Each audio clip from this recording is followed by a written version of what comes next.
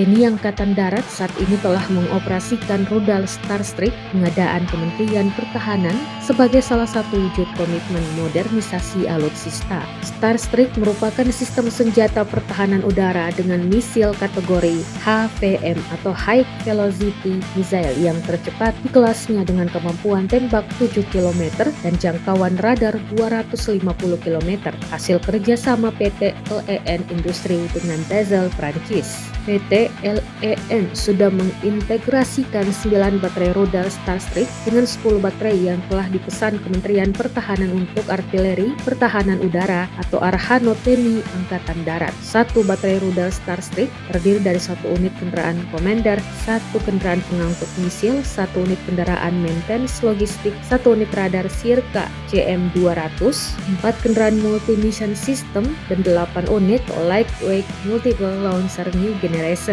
Rudal Starstreak menjadi salah satu sistem senjata pertahanan udara canggih. Starstreak sendiri memiliki kecepatan lebih dari 3 Mach yang merupakan misil tercepat di kelasnya.